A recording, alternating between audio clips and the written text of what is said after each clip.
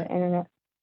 And it looks like we are live. Let me go ahead and share this onto our pages. I tagged you, so it should automatically um, appear on your page without Okay. us having to do that. Yeah, I just got the notification that we are live. So you're going to see me. Uh,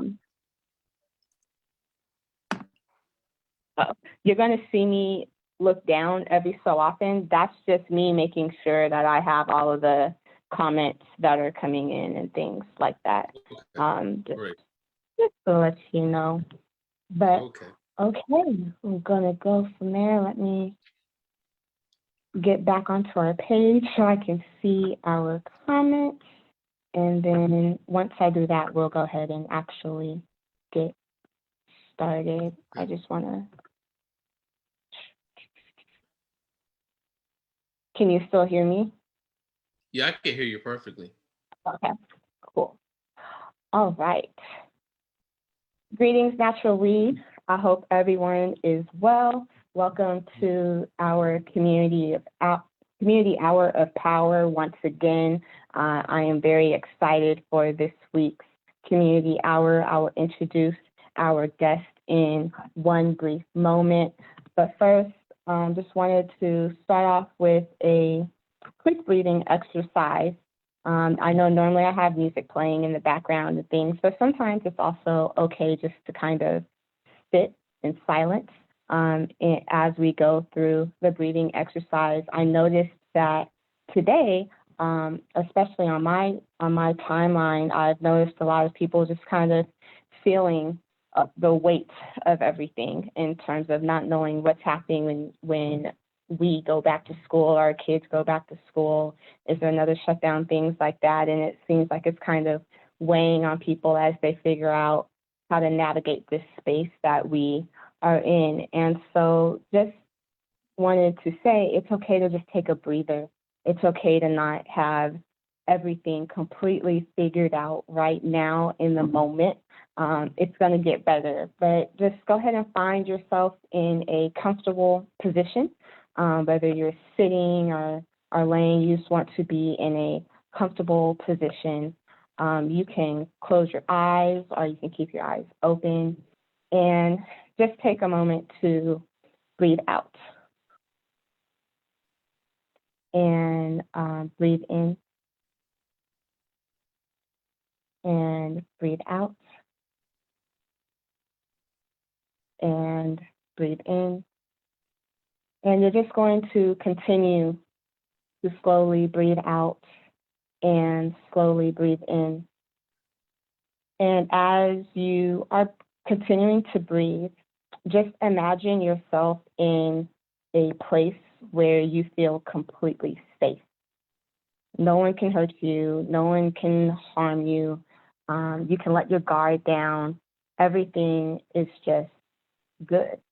For me, my safe place is at the beach. I love being at the water.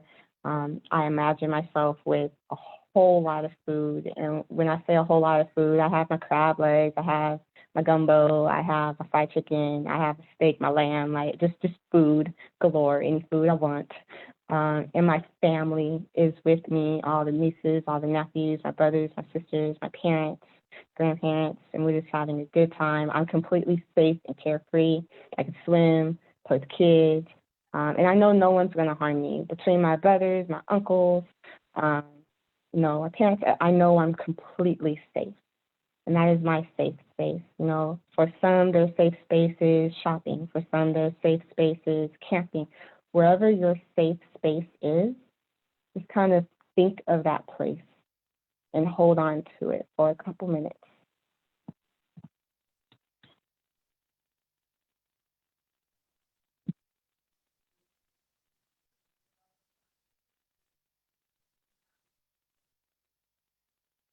And when you are ready, then come back to your surroundings. And this is that I said safe space because this exercise is actually called safe space. It is a therapy technique of when people start feeling a little bit of anxiety or just panic, things like that. It is a way to kind of bring you back to your center, to your core, and be able to calm yourself down. So that is safe space. Just wanted to open up with that. I think it's important for us to have tools to be able to navigate this time and navigate these feelings without having to apologize for our feelings. We're human. We have emotion. Our emotions are gifts, and we respond to them and use them and be able to have them. And so it's important to understand that it's okay, and that at the end of the day, we are more than well. We will get through this. We will get better. And for our people, our complete liberation is coming, is here, and go from there. So just wanted to start off with that. And I hope that it is helpful and useful for you, not even here in this moment, but beyond. So with that, we are going to jump right in. I'm excited for this Community Hour of Power. Today we have Jacquil Constant, who is a Haitian-American independent filmmaker. He got his Bachelor's of Arts in Film and Production and a Master's of Arts in Interdisciplinary Studies with an emphasis in Pan-African Studies and Cinema, Television, and Arts from Cal State Northridge.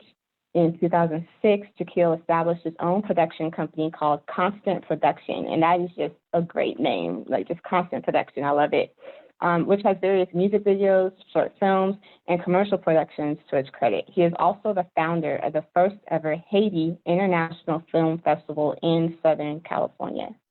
Jacquil's career spans over 12 years in the independent filmmaking industry and includes networks such as MTV, BET, and VH1, where he worked in various capacities, including production, post-production, and casting of reality television shows.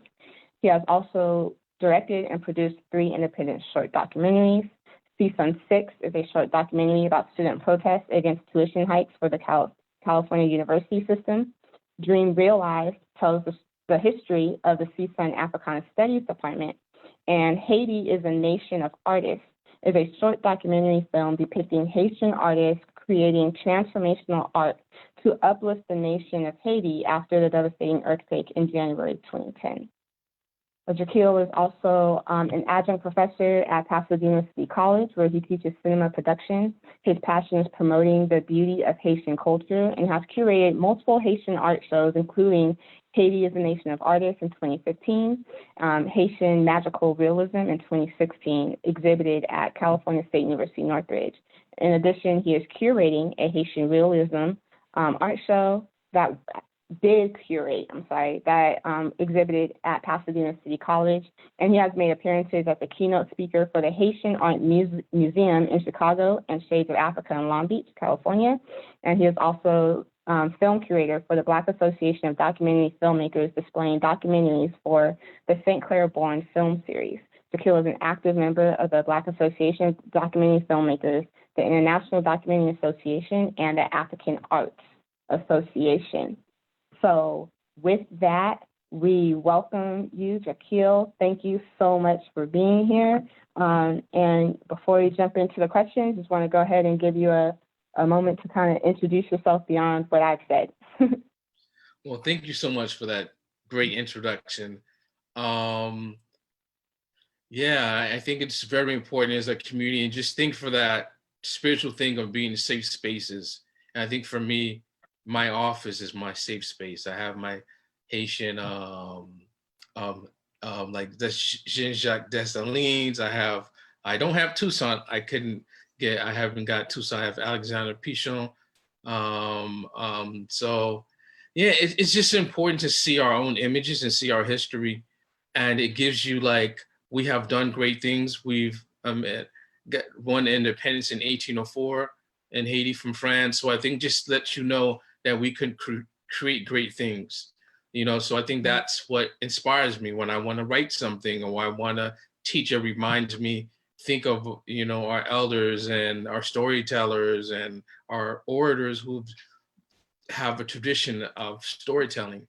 And I think that's what I try to do as a filmmaker and a curator for the film festival, for the Haiti International Film Festival. is to show a different image of Haiti, show a positive image. And we've been doing this for a long time. We're not newcomers to this game. So, and I think that's why I want to show for the African diaspora and the Haitian diaspora. And I think I've had the privilege of going to Burkina Faso in 2003, and that really made a big paradigm shift for me.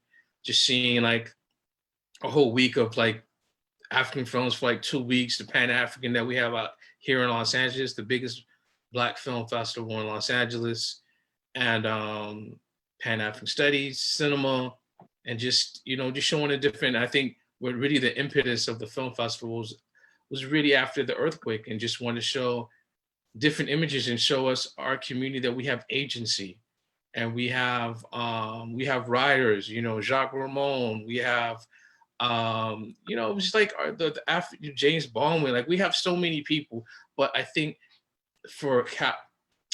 the majority of society wants to keep us in one box. But I think when you do the research, you're like, they're just scratching the surface, and we're just scratching the surface of what the African diaspora and the Haitian diaspora can do. So that's what we show. That is great, and it's just wonderful. So how did you get into film? Like, did you just wake up one day and was like, I want to be a filmmaker. I want to make documentaries. Like, how did that come out? It started when I was in high school. I was like middle. I saw Malcolm X, and that was a big inspiration for me. And sorry about that. No problem. And that story really, like, especially the character, Spike Lee directing this film. I was in high school. I don't know how I got the Malcolm X hat, but I had it, so I liked the marketing.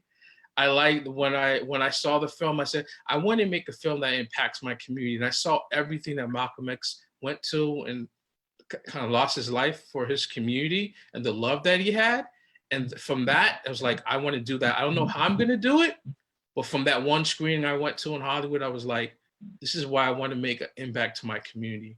Then documentaries just came when I was I started off doing narratives. Documentary wasn't even a thought of mine. But when I got into the art department, they're like, you can't do any more narratives. I said, well, then I'll do documentary. That was like, because I can't just do art projects, for art's sake, not for my community. It's not going to work. I said I could do documentaries, So I think that was like, then I just had to learn that. I learned that in grad school. Then I watched every documentary that was on Netflix, every Black documentary that was on there, because I had to learn. It was a different form for me. I did commercials, I did music videos. Then I found a different community. I worked on the Tom Bradley documentary that had a big influence on me. And, just finding that the skyline that we have in Los Angeles was created by Tom Bradley. Me getting certain programs, like UPNS and ELP when we were in college. I mean, he implemented all these things, but I didn't know that, when I was going through this. So it was crazy. Like, I was in grad school when I found out all these programs, WorkSource. He created that because he knew he came from the South.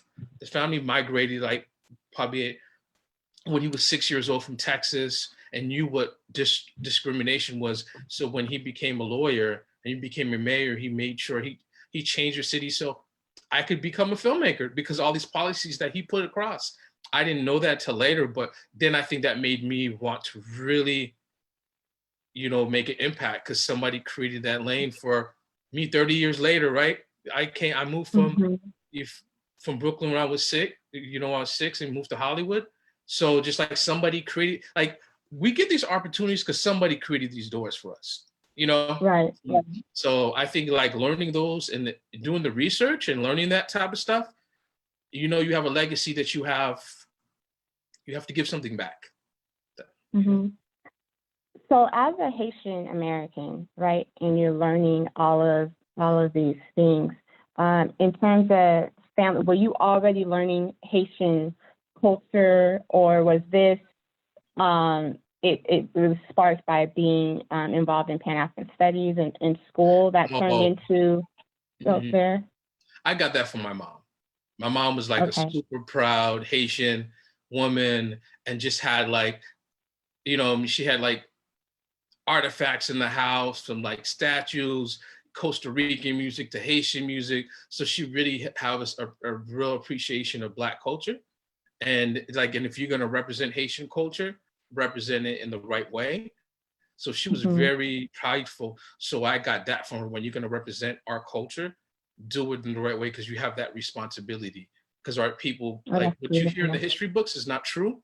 These are the things that we've accomplished a lot of things. And so I guess having, and I was mostly raised at, my grandma when I went to Miami, and, a lot of women, like most Black males who are achieving a lot, they probably have a lot of women who've contributed a lot to their development. So I think like having women who worked really hard and they created these opportunities for us to be artists. I think that's the accountability and giving back to the community. So I think that's really important to me. That's wonderful. That is just so beautiful. And I can tell like how proud you are being able to just say that, Yeah. and the pride that it has, and it's not a overly arrogant pride, but no, we're proud and being proud of who you are, and whose shoulders that you stand on, and being able to have that influence that now leads into your work, as a filmmaker, as a producer. So how did the Haiti International Film Festival start? It started when I did this documentary when I was in grad school called Haiti's a Nation of Artists. So it was about Haitian artists creating transformational art after 2010 and just showing a different side of Haiti. Me being Haitian American, just know that we have a culture of resilience, a tradition of art. And when I got into the art program, everybody was, I do Chicano art, I do women's art, I covered the Haitian and Black art. I was the only, so I was like, and I had Korean Fabulous has a gallery in West Hollywood. So I went to her Okay. house and I was like, I want to do this Haitian art documentary. So, she basically gave me her books, her references. I Wow. started doing research for a year before I went to Haiti, because I wanted to go there right after the earthquake. But I wasn't a doctor, I wasn't a lawyer, but I was a storyteller. So I went there to show a different image of Haitian Hmm. society that wasn't art that is just made for the tourists. I wanted to show the stuff that had history, culture, that had a different image, and I was able to do that because I did the research before I left.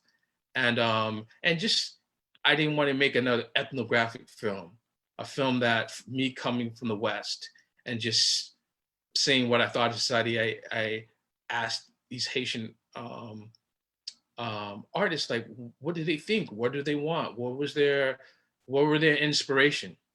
And I learned a lot from that, and I think that's pushed me to do later on the film festival, because it's more than just one film, and there's a movement of Haitians from the diaspora who are going back to Haiti after the earthquake because they wanted to have more of an understanding, or maybe have a more culture understanding of the roots.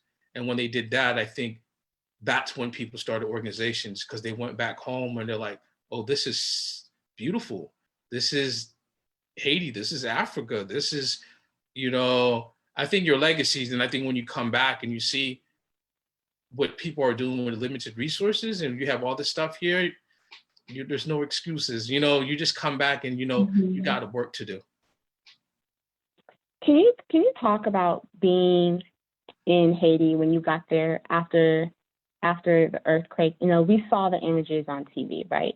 We don't have to go over that in terms of, yes, we saw the devastation things, but what you focus on is the resilience, right? What Right. are the people doing culturally? I'm reminded of an article I read a couple years after the earthquake that talked about how the people of Haiti were using their culture and spirituality in order to overcome the devastation of the earthquake, and not only in a mental and emotional way, but also just holistically being able to continue, and I'm asking because it's so important. A lot of times when we talk about Haiti in terms of, oh, they were the first successful revolution of enslavement, and now the poor, and we don't talk about them ever again.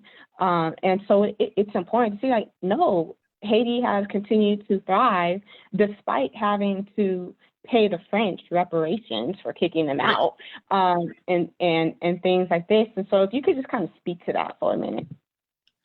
I would just say, like, yeah, you see people who walk miles to go to church, and not complain. And I think when you see women who just, they persevere. I mean, like, the women are kind of the backbone of the society there, like the Black women in America. So of the African diaspora. So I think seeing that was just like really motivated you, and just seeing, like, just people just making it happen. I think, like, there's nothing that's like that energy that you get.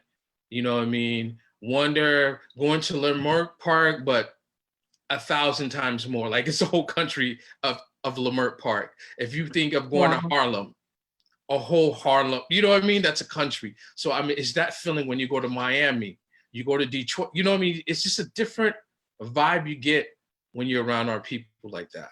When where they're like, a word they say in Korea, you a phone? So you solid?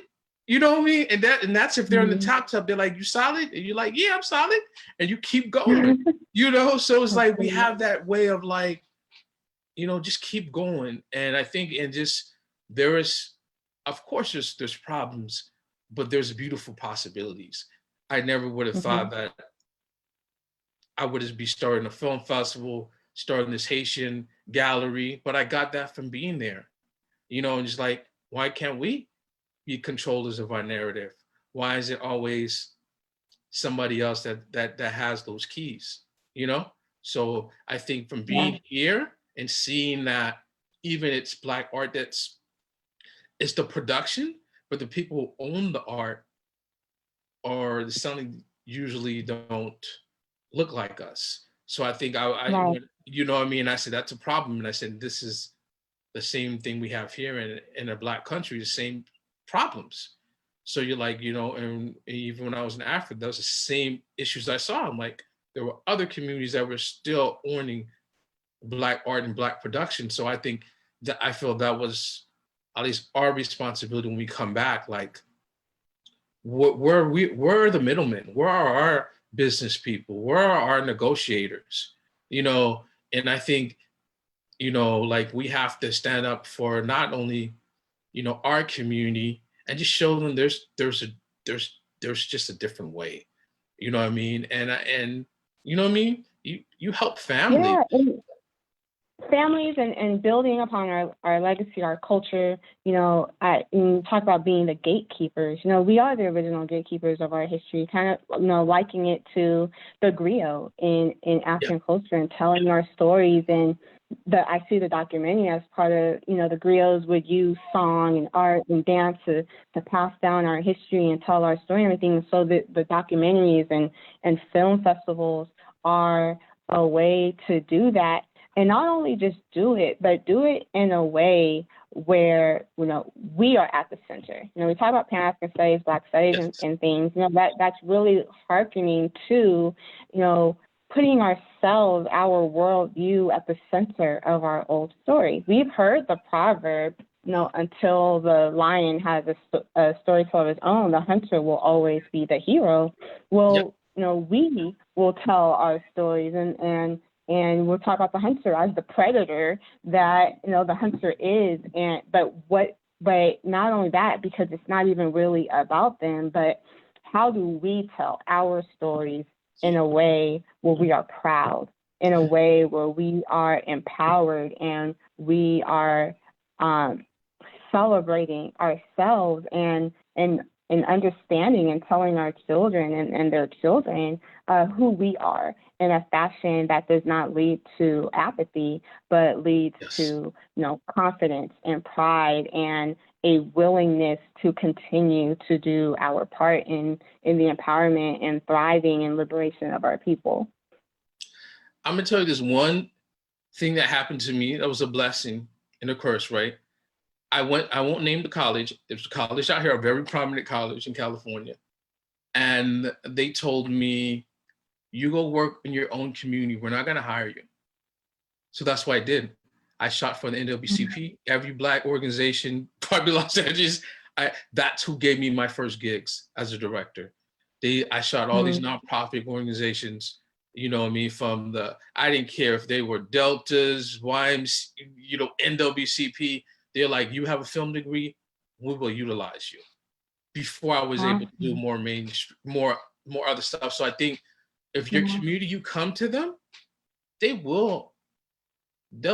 have work for you. They got some work for you. So I mean, it's not a thing of there's not enough work. Is that the work that you think is credible?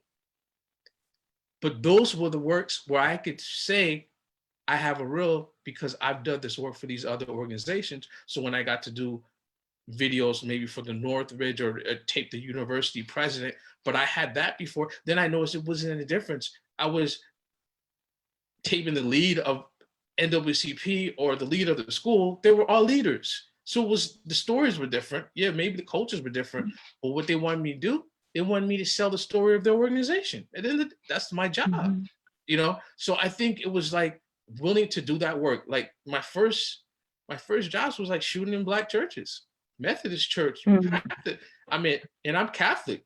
I've never done anything in a Catholic church, but the Black churches that they hired me, you know what I mean? And, so I think like I had that appreciation from very, I think a young age, that they were like, okay, if this is what you're trying to do, come here on Sunday. And I was there every Sunday shooting stuff at their churches. And I think that was like, then they opened my mind to a whole nother side of production, because they had a whole production. They had lights, crews, so, and it was funny for me doing that.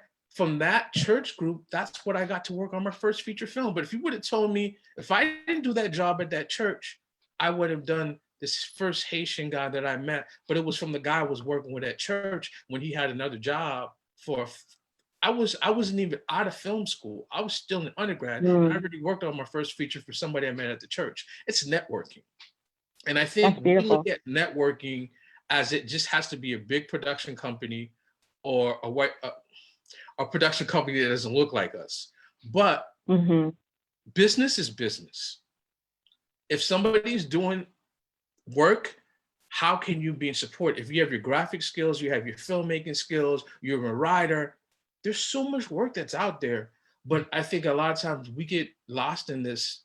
Then maybe what helped me, my mom was a Black entrepreneur. My mom was a psychic. My grandmother, she sell Haitian food. So I never had a problem of working for Black people, because that's who supported me.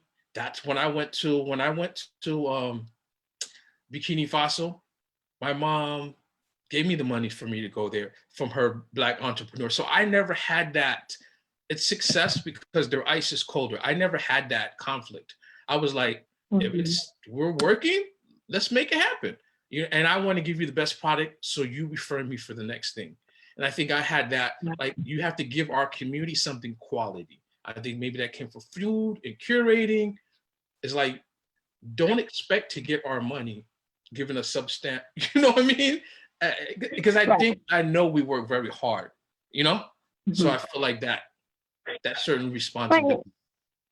Having and knowing what that responsibility is, right? And not going to our community and like, well, I can't get straight to mainstream Hollywood, so I'll just do a little something for you. Like, no, like going into with the sincerity and with the humbleness and the willingness to also still do quality work and what it means, and especially when you know why you're doing what you're doing, And you're not only are you helping others and supporting others, but you're also building your own brand.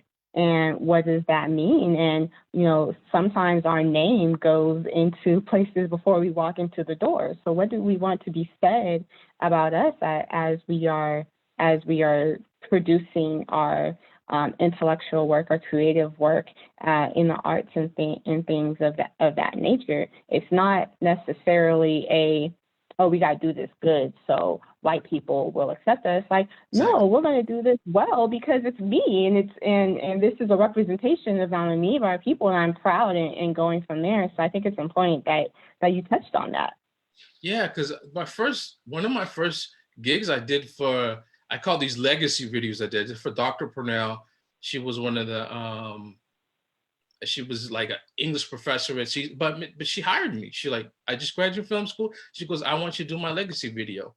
She worked me like, she gave me so many videos. She said, you need to take a business class. So I said, okay, I get it. You did get over on me. But I didn't know, Hey, she taught you a lesson, though. She did. She was like, for the amount of hours she put in this project, she was like, but it was like, but I got to show that video like to my whole department. Then they hired me so many times out because I think the first one, you may lose on the first one, but after that, now you're like, no, you're not going to send me 10 people. No, it's 3, you learn. But I think you have to like do that. Like my first project was another Caribbean lady from the Caribbean Heritage Organization. I worked on Disney. I did something with BT, but if I never would have took the nonprofit, I never would have been editing this video with like people for the Caribbean Heritage and these projects I've done 10 years. And now I'm able to pull in people for my film festival, but it's because I did work for them 10 years ago. So all this work that you do with, or work I did for professors, all kind of stuff that later on, now you're their colleague. It's great, you know what I mean? But when I was doing it in your 20s, you weren't thinking about that. You're like, okay, let me just do this. But now you're excited. Huh? You're excited. You're doing something that you love, and this is cool. And you're meeting all these people and everything. And then the one they're like, go ahead, take a business class. This is still business, and you learn the lesson.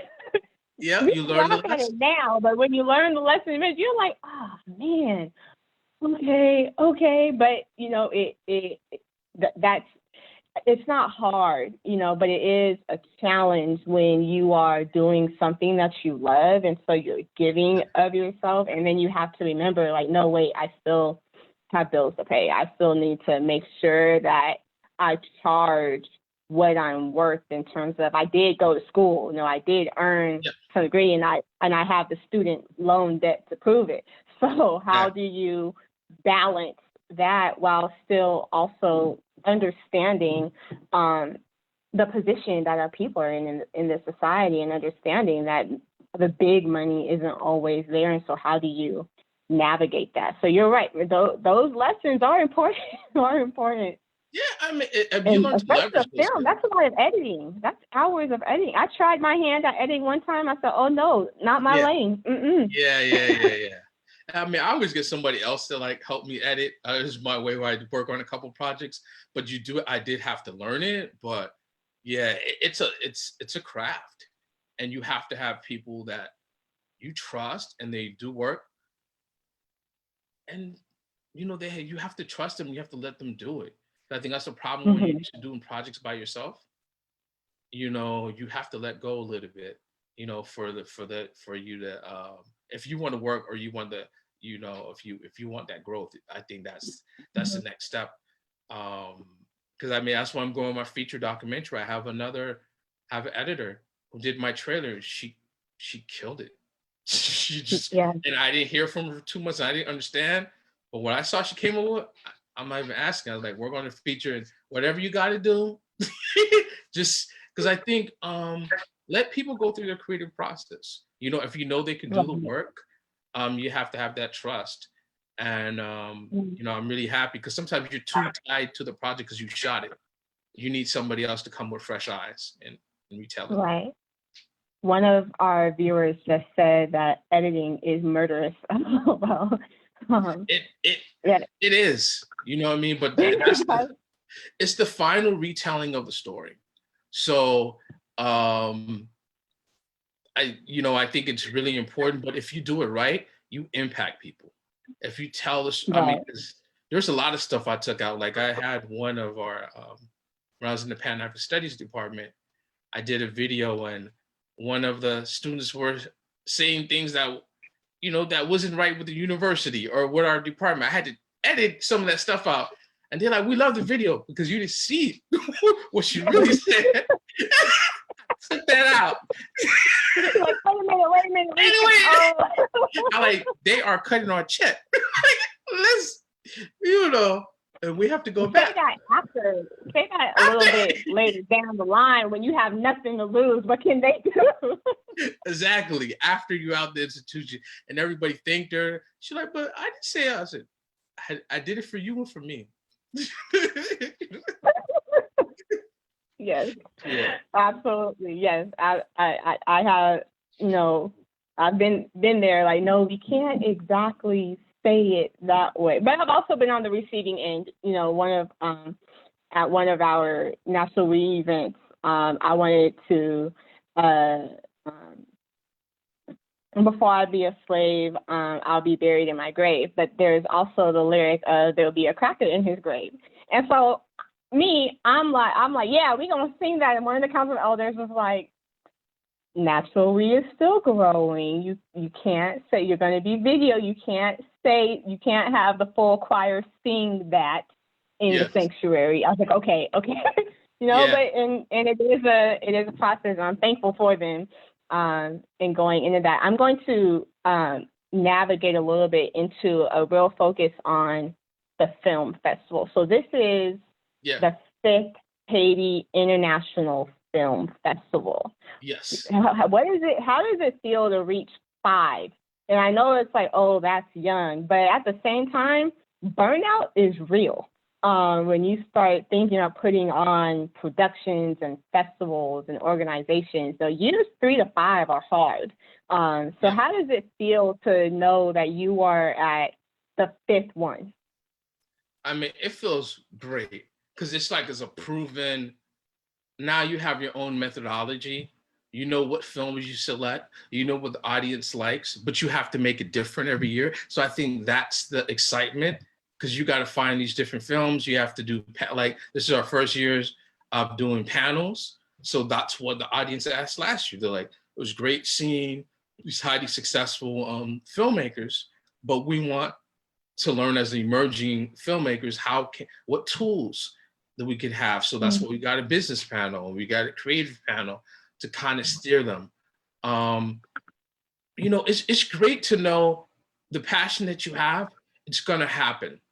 Either it's gonna be, and it being online, it's exciting because I'm able to reach like a global audience. I have people reaching me from the Cannes Film Festival that want me to go to Paris. Like, that didn't happen last year. We have PR this year.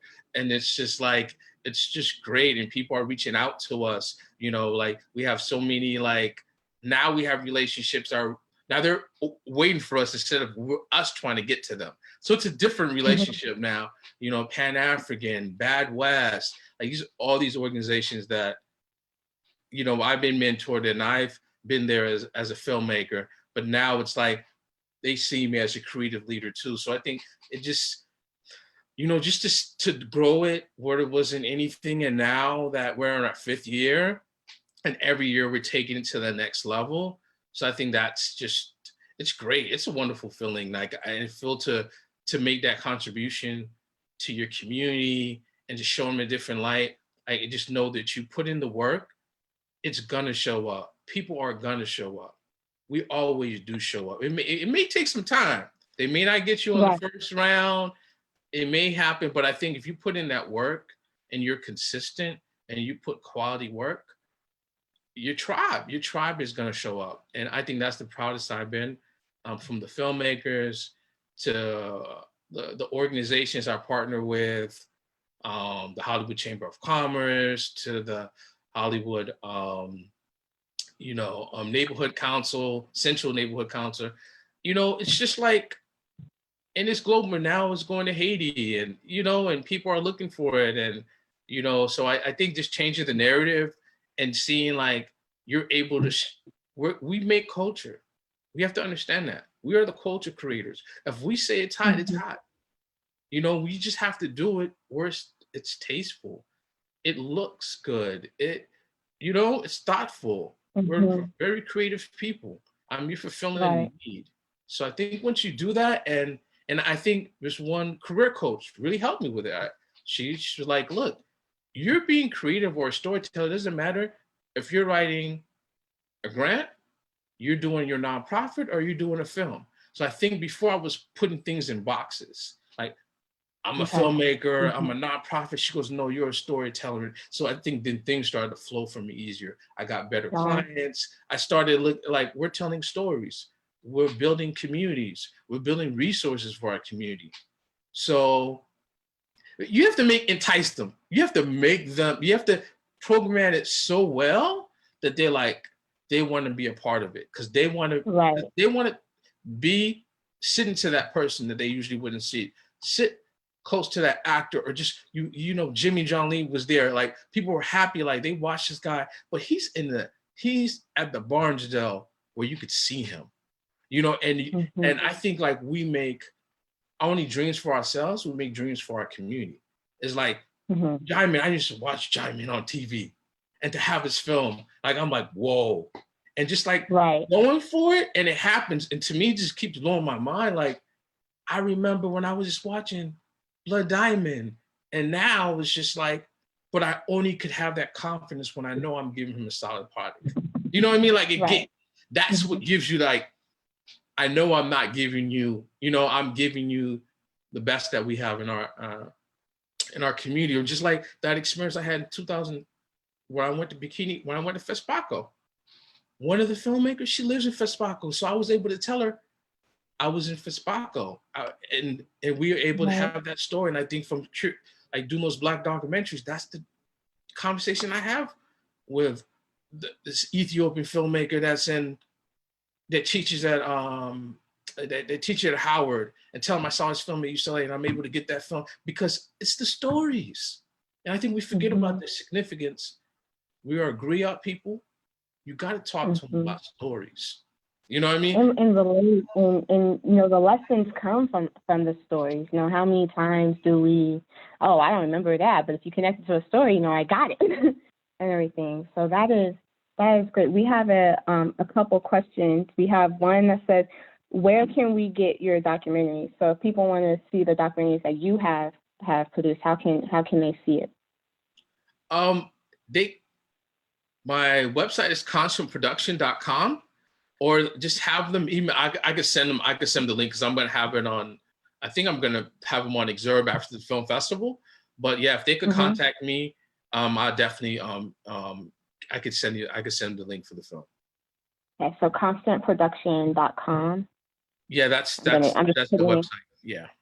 I'm just putting it in our chat boxes.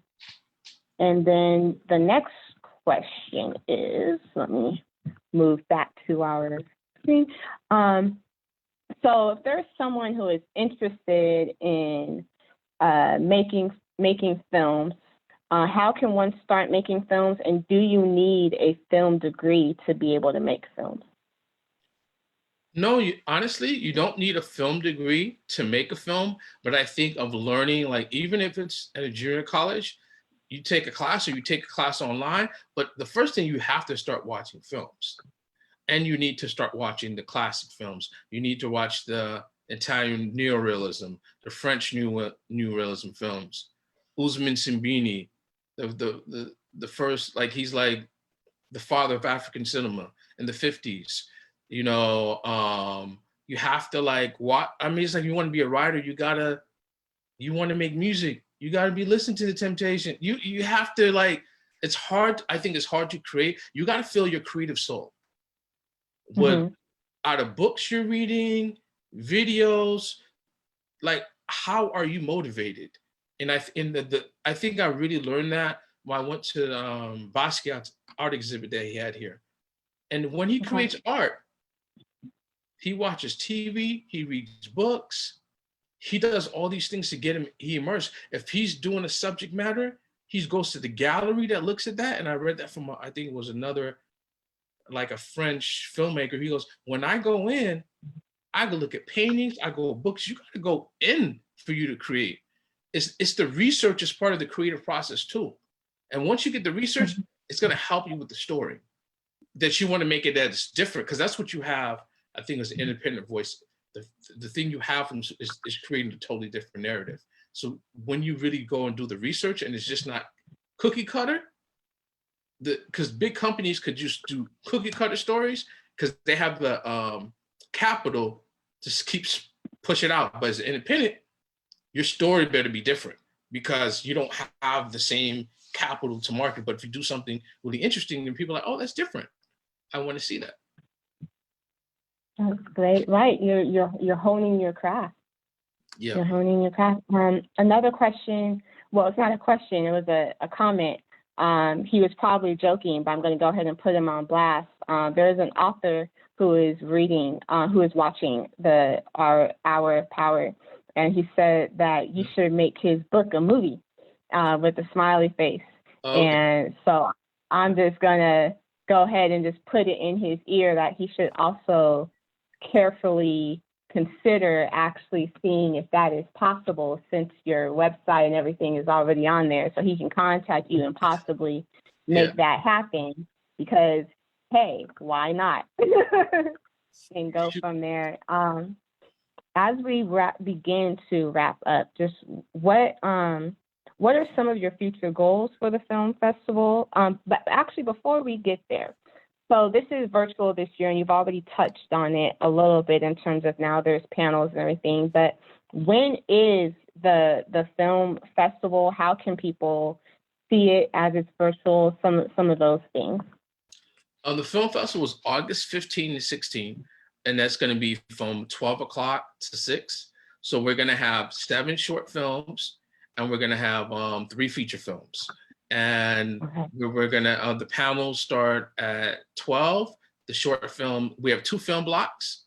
So we have a film block about the diaspora in a sense, and we have another film of going back home, because there was a big thing that happened all over from Africa to Haiti of people going back home last year, because I think Ghana did the year of return. So a lot of people were making films about that.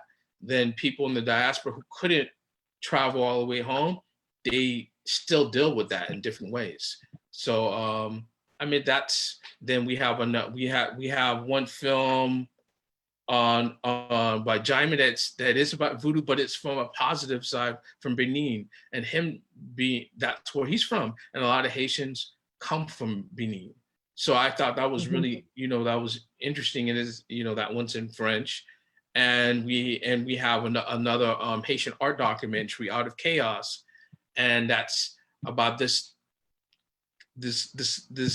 couple in West Hollywood here who basically have a Haitian gallery, and he went to Haiti and shot this community in Haiti.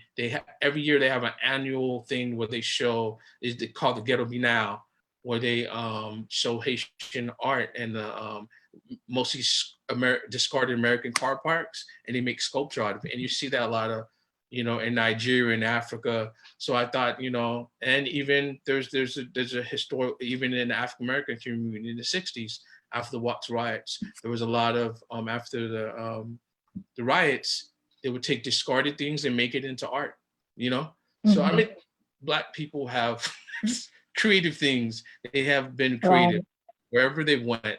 The diaspora have done that. And Durantis with Jimmy John Lewis, he's our biggest Haitian star. So, it's about, there was a political issue in Haiti, and he left. Durantis, this family left, and they actually, he's in, he lived in Africa, having that experience of you being Haitian and, an African, being there. So I thought it was great. I've seen it. So I think, we have something for people who want to see Durantis. They want to see that action, Mm-hmm. And I mean, that's why I try to give them a slice of life. I give them documentaries, I give them experimental short films, so we could have these different conversations. And most of the time I try to make sure our films have agency, and if they Right. have that, that's, that, you know. That is awesome. This is just great. So, August 15th and 16th, we are excited for. Excuse me, my laptop is trying to die. Hey, Uh-oh. Did I lose you? no, it has a phone. I just saw a phone come. I'm here. Okay. So I don't know if we're I don't still. see you. I just see you. It says Natural We Community, and it has a telephone. So Okay. Hopefully, I think the laptop died, but since I had the voice on the phone, it stayed just on the that. phone. Whoa. Okay, that worked out. Yeah. Today has been a weird day with the technology. So, let me see if people on Facebook are still able to see or if it cut off. At least answer that. They could tell me, they could email me too. It's constant production. Yeah. I really hope that didn't happen. I really tried to catch it. My computer is weird. It says low battery and then it'll just die. It'll be 15 minutes left, but then it'll just die. I have no idea what that is about. Yeah. I just leave my charge. I have to keep my charge because mine just will die. Have the news, so I. Right. I don't. Yeah, it was in. I don't know how it unplugged, but I think we're still live in some. We're still live. Okay. Way or fashion. So I'm going to go ahead and ask these couple questions real quick. What are some of your future goals for the film festival? And if you could talk on the importance of Haitian filmmakers being showcasing their work in Hollywood. I think you've touched on it, and it's been kind of implied, but just a little bit more explicit. Yeah, I think it's really important because Hollywood is the entertainment capital of the world. So I think it was important to show Haitian films here, and and for people to feel like they can be in Hollywood. Because I think there was a belief, or it wasn't only if Hollywood brought them in, but I think since the film festival was here and even Exurb, it just showing that and just show the quality that we have across the diaspora out of New York, Miami, Haiti, even now this year, Africa too. So I think it's very important, for us to celebrate our culture, but celebrate our city, just let people see that the African diaspora here, us and us, we're making work and we're doing great work. Because I think a lot of times we're the people who are hired to go places and make things look good, but people didn't see us. We were invisible, because that's what, when I shot videos in the East Coast and did that, but people didn't know who we were because we were just hired for somebody, but they didn't know who the filmmaker was. They knew who the video person was. So I think I wanted to if we're good enough to sell it for everybody to appreciate it, why can't? And I think that's what happens in Hollywood with the craftsmen. You don't see them a lot of times, the ones who contribute and make these films. So I think with the film festivals, we get to take that back in a sense, and we get to, create an industry, have people that want to collaborate or make films for the film festival. That's what we want. We're an incubator. We want our business people to work with our new creatives and just to see you don't have to be isolated. There's a lot of us out here. And I think it's from our PR, we're here, we're working, we do multiple things, we're very talented, but it's just we need that consistency that we just see each other. We don't just see each other for the cookout or the one Haiti national thing. We need to see each other more consistently to do business, because you need to have trust.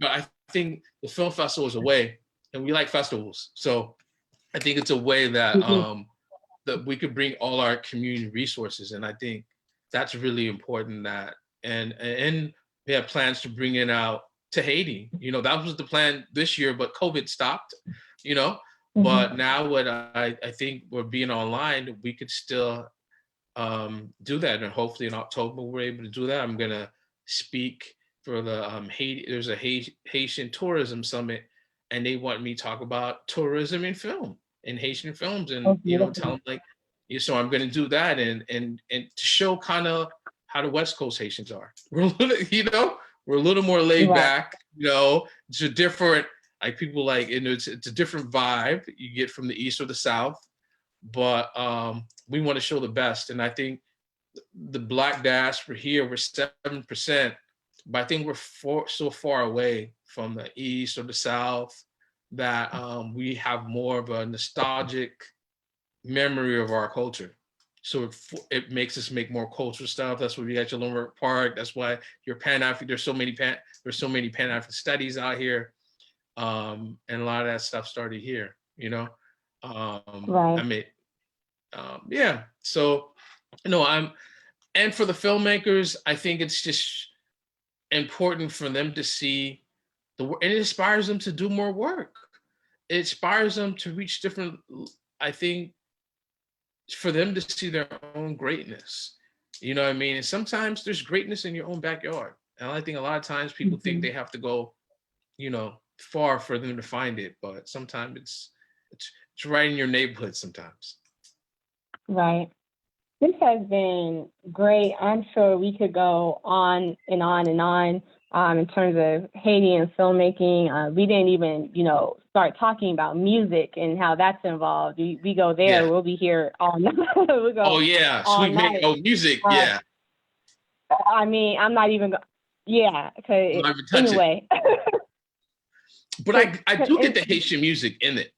Like all the music, like for the trailer, it's a Haitian guy that was out here. I got his music because I wanted that feeling. 60% of filmmaking is music. That's where you get the emotion from the music. And so there's no way. And then when you start talking, you start talking about Haiti and even Vodun, and then in the African elements of music and the drumming and everything, it just magnifies it and the importance of it on a whole nother level that is just great and wonderful. We might have to do a part 2 one day after the festival is over and really go delve into that as well. But this has just been wonderful. We thank you. Thank you to our viewers. Do you have any last words before we wrap up? I just want to say, just in this time of COVID, believe in yourself. You have all the tools that you need.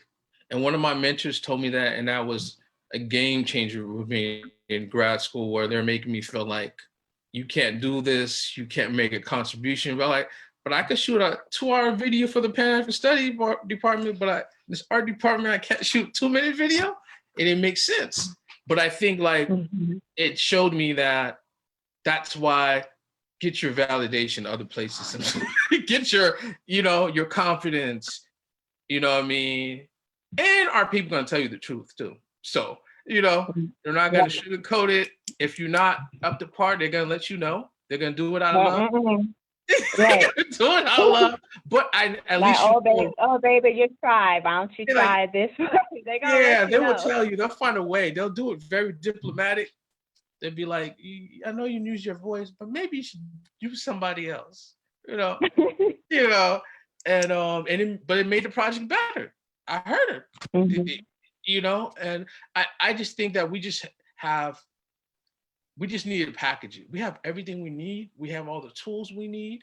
We just have to do a lot of it is just mental blocks, self-limiting beliefs. I went through it. I took a class for the Actors Fund.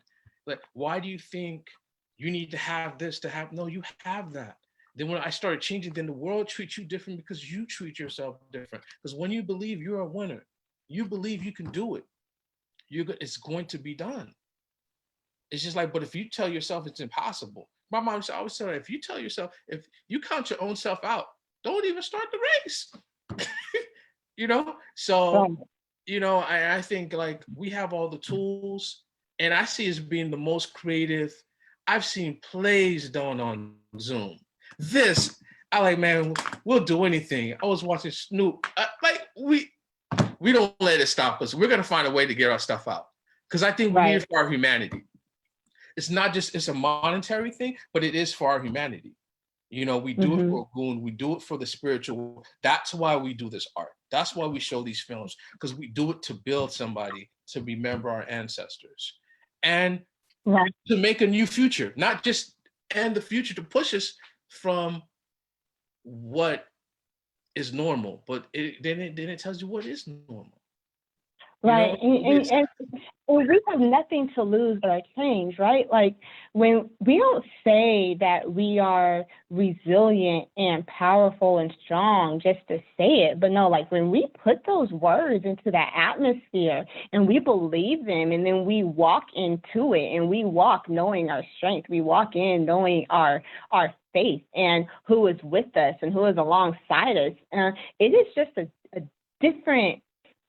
I'm getting chills because it's so beautiful, and it's not so beautiful because you really do feel and know that we are unstoppable. And when we feel and we know that we are unstoppable, we are able to move mountains.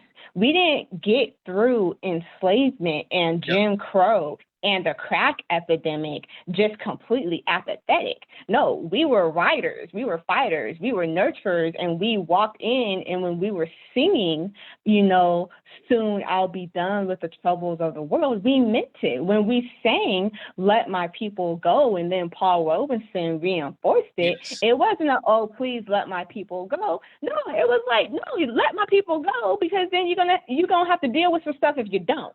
And when we walk into that, even in the midst of COVID, it opens the door to so many possibilities.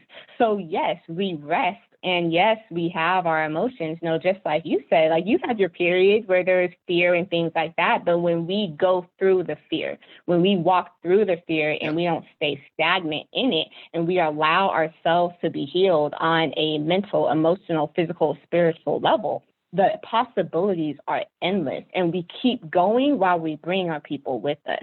And I feel like with the Haitian International Film Festival, this is your niche in your area where you are doing that. And so it's not only a joy to see how excited you are about the films and the actors and everything, but even more so, it's understanding, your role and where you are in helping our people and moving forward and breaking those barriers, and not even just breaking them, but walking through them and understanding that role. And I just think it's just wonderful.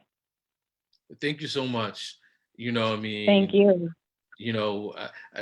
I'm haven't been in church in a minute. I forgot that saying, but whatever is required, like, you have to give back. And I think it's really important. You have to go through the fire. That's when you're gonna find that vindication. That's when you get that victory. I mean, that's when you see that marathon. It's because when you go through it, then it's not, a lot of time it's just fear. And when you go and you're like, it's not as hard as you thought it was. You know what I mean? But I think when you have a purpose, when you do those 10, 18 hours, you do those hours, because you're going to do the hours regardless. Are you going to do it for yourself or for someone else?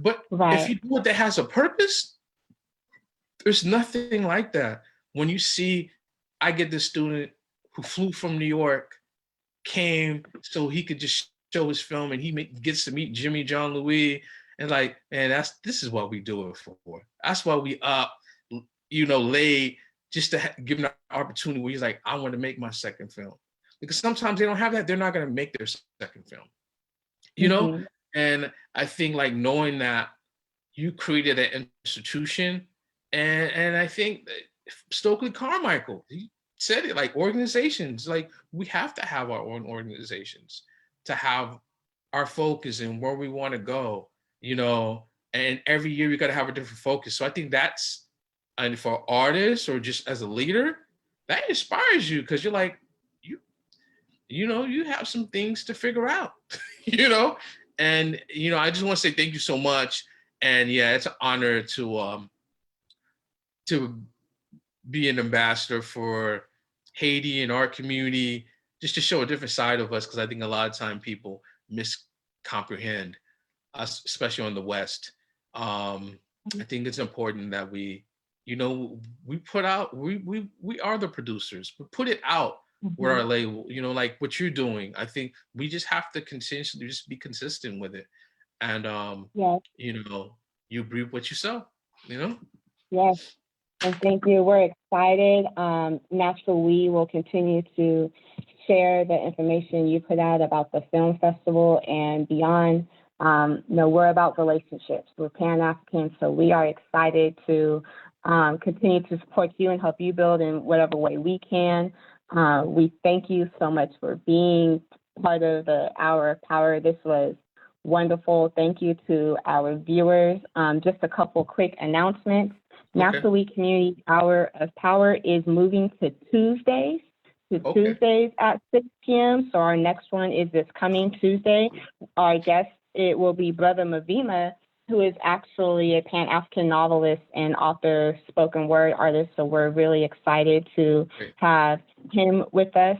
And our community feeding, 2 Saturdays out of the month, Project Feed the One, New Providence Baptist Church, and Natural We Community does a community feeding. Thank you to those who have donated to our campaign. We are officially over $600, which was our goal, but we still have it going until next Tuesday. We have been able to connect with World Vision, and World Vision is now donating food, groceries like fresh produce. So not only do you get a meal at the community feedings, but you are also able to get fresh produce and groceries at the community feeding. Our next one is August 15th at New Providence Baptist Church. So please continue to follow our page for more information about that. Okay. So thank you so much. This was great. And see you all on Tuesday. So take care. Thank you. Well, thank you so much, Jacquil. All right. You have a good day. You too. Bye.